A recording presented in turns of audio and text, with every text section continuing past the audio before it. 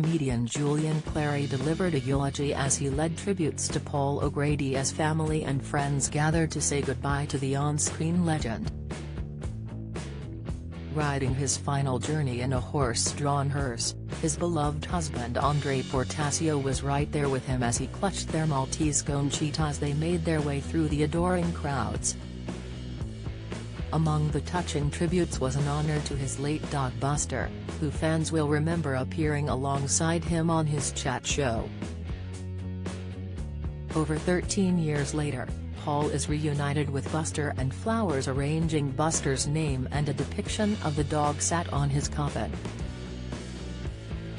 Behind the hearse, 9 limousines followed with a cortege including motorbikes behind him through his home village of Aldington to St Romuald's Church in nearby Bonington, Kent.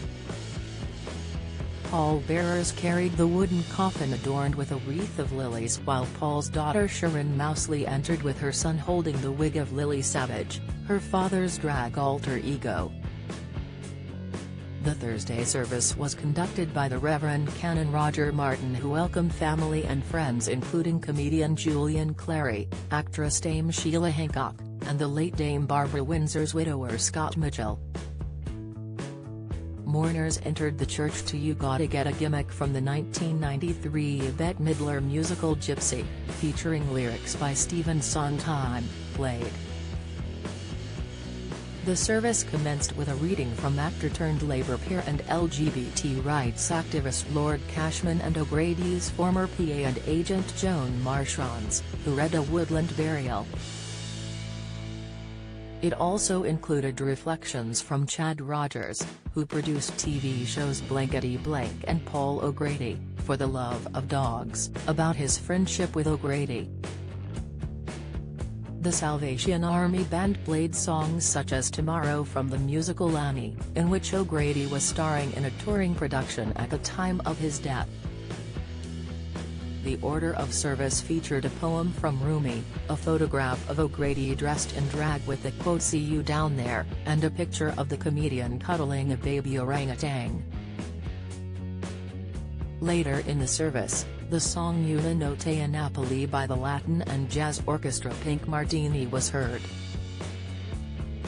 This was followed by the theme from British television drama series Upstairs Downstairs.